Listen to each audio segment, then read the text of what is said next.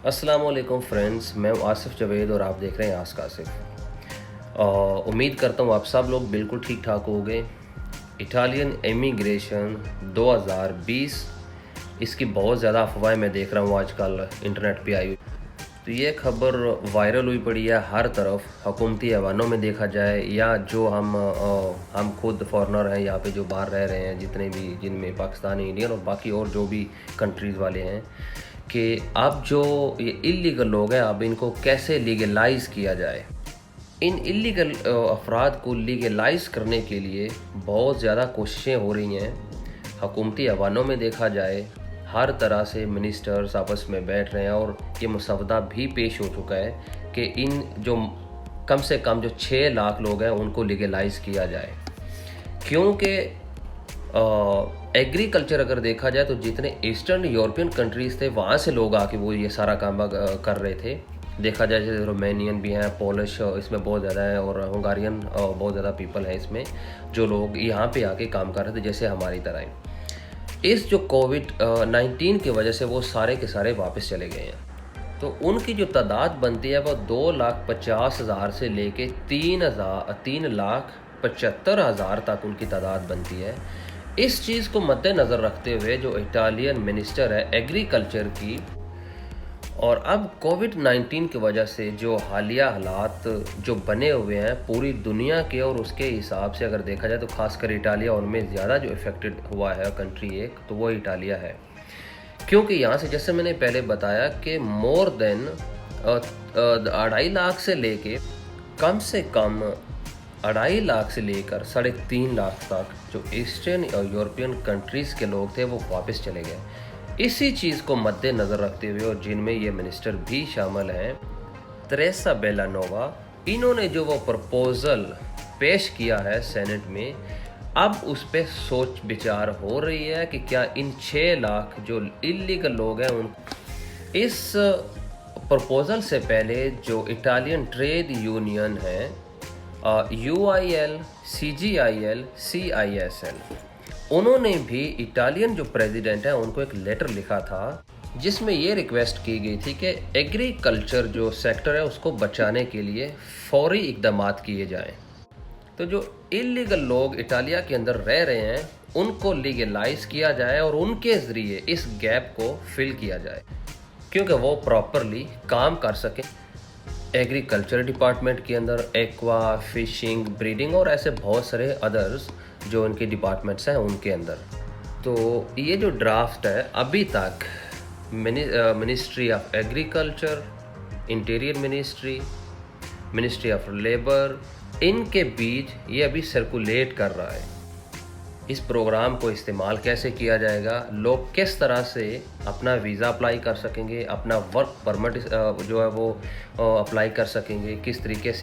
तो इसमें जो ड्राफ्टिंग की गई है उसमें ये बताया गया है कि हर प्रीफेक्चर में एक 1 स्टॉप इमिग्रेशन पॉइंट होगा जहां पर जाके आपका एम्प्लॉयर जो है वो आपके लिए अप्लाई कर सकेगा, लेकिन उसके लिए ये ज़रूरी होगा आपका कॉन्ट्रैक्ट होना और उसके ऊपर वो आपको कितनी सैलरी पे करेगा, क्योंकि वो ये जाहिर करेगा और वो बताएगा, उसे शो करना है कि वो आपको अपने पास रखना चाहता है, वो आपको लीगलाइज करना चाहता है, वो आपको काम देगा। ये सारी चीज़ें उसे पूछी जाएंगी और वो बताएगा, और ये सारा प्रोसेस वो ऑनलाइन सबमिट करेगा। तो जब आपकी टेलीमेटिक एप्लीकेशन सबमिट हो जाएगी उसके बाद जो 1 स्टॉप इमिग्रेशन पॉइंट है वो उसके ऊपर नज़रसानी करेगा, जो रिक्वायरमेंट उनकी हैं क्या वो पूरी हो रही हैं या नहीं। जैसे मैंने पहले बोला, कॉन्ट्रैक्ट, उनकी सैलरी, क्योंकि अब ये उसमें सैलरी का भी एक उनका पॉइंट होगा कि मैक्सिमम जो सैलरी है वो इतनी होनी चाहिए एक बंदे की, ठीक है। पहले यहाँ पे तो ऐसा कोई कानून, अब जब सब ओके हो जाएगा और वो ये चाहेंगे कि आपको लीगलाइज किया जाए, तो इसके बाद वो आपका जो एम्प्लॉयर है उसको एक लेटर लिखेंगे। इस लेटर के बाद आपका एम्प्लॉयर जो है वो आपके लिए वीज़ा अप्लाई कर सकेगा, वर्क परमिट जो है वो अप्लाई कर सकेगा। वहाँ पे आप एक कॉन्ट्रैक्ट जो है वो साइन करोगे। 31 दिसंबर 2020 तक आपको लीगलाइज किया जाएगा। उसके बाद अगर वो ही आपका एम्प्लॉयर या कहीं और से अगर आपको कोई कॉन्ट्रैक्ट देता है, कॉन्ट्रैक्ट मिलता है, तभी आप इसके बाद जब वो उसको एक्सटेंड करवा पाएंगे अपने वीज़ा को। अदरवाइज़ बिल्कुल आप नहीं करवा पाएंगे, क्योंकि इनकी जो शार्टेज है वर्कर्स की वो अभी हुई है। इसके बाद क्या हालात होते हैं वो बाद में देखा जाएगा, लेकिन अभी सिर्फ इस शार्टेज जो हो चुकी है वर्कर्स की उसको फिल किया जाएगा, उसको फुल करना चाह रहे हैं, कमी ना आए। हमारा जो डिपार्टमेंट है, एग्रीकल्चर डिपार्टमेंट है, जो फिशिंग है, जो ब्रीडिंग की है, उसको बचाया जा सके। और इसके बाद ये बात आती है कि अगर आप या आपका एम्प्लॉयर दोनों कन्विक्टेड हैं या पिछले 4 से 5 सालों में अगर कोई आप पे केस है या आपका जो एम्प्लॉयर है उसके ऊपर कोई केस है, तो आप इन दोनों सूरतों में वो आप का जो वीज़ा है वो अप्लाई नहीं कर सकता और ना ही आप अप्लाई कर सकते हैं अपना वीज़ा। और जो ज़रूरी इसमें बात है, जैसे मैंने शुरू में भी बताया हूँ कि ये सिर्फ एक अभी ड्राफ्ट है, एक बिल है, एक प्रपोज़ल जो है वो सेनेट में पेश किया गया है जो एग्रीकल्चर मिनिस्टर हैं उनकी तरफ से। इसके ऊपर अभी बहस होना बाकी है, क्या ये बिल पास होता है, वो आपको इमिग्रेशन देते हैं, वो देना चाहते हैं या नहीं, ये बात की बात है। तो प्लीज़, मैंने शुरू में भी बताया, मैं अब भी बता रहा हूँ, एजेंटों के हत्थे मत चढ़ जाना। प्लीज़ अपने आप को बचा के रखना। जो भी होगा इंशाल्लाह मैं अपडेट करता रहूँ, क्योंकि गवर्नमेंट खुद चाहती है कि इस बिल के ऊपर जल्दी से जल्दी वो फैसला करें, जितनी जल्दी हो सकता है, क्योंकि 35% जो इनकी फसलें हैं वो ख़राब होने का खदशा सिर्फ इस कोविड-19 की वजह से।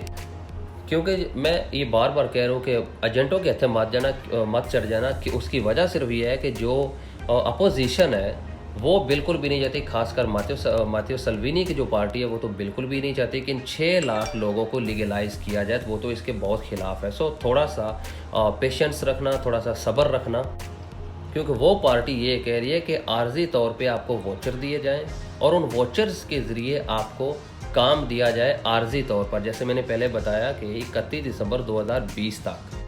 तो उनका ये मकसद कहने का ये सारी चीज़ों का कि जो इटालिया के अंदर पहले से बेरोज़गार तबका है, जो बेरोज़गार है, सबसे पहले उनको प्रायोरिटी दी जाए, सबसे पहले उनको काम मुहैया किया जाए, सबसे पहले उनको काम दिया जाए। क्योंकि इसके अलावा और भी बहुत सारे इदारे हैं जो गवर्नमेंट के ऊपर तनकीद कर रहे हैं कि इस बिल के अंदर कुछ और चीज़ें भी शामिल करें, क्योंकि इन 6 लाख को आप एग्रीकल्चर में काम नहीं दे सकेंगे और ना मिल सकेगा इनको। सो इसमें कुछ और शिकें, इसमें कुछ और चीज़ें को मसाला वटाला डाल के तो न और तरीके ना थोड़ा जा वो मिक्स। तो आने वाले वक्त में अब ये देखना होगा, उसका हमें इंतज़ार करना होगा कि इस बिल को कब पास किया जाता है, कब इसको ओके किया जाता है, कब लीगलाइज करने का कोई नोटिस जारी किया जाता है बाकायदा, कि कब जाके आपका जो एम्प्लॉयर है वो इसके जो वीज़ा आपका है वो अप्लाई कर सकता है, वो वर्क परमिट आपका अप्लाई कर सकता है। तब तक के लिए आप प्लीज़ वेट कीजिए, कहीं भी किसी भी एजेंट के हत्थे मत चढ़ जाना। मैं बार बार बात कर रहा हूँ, प्लीज़।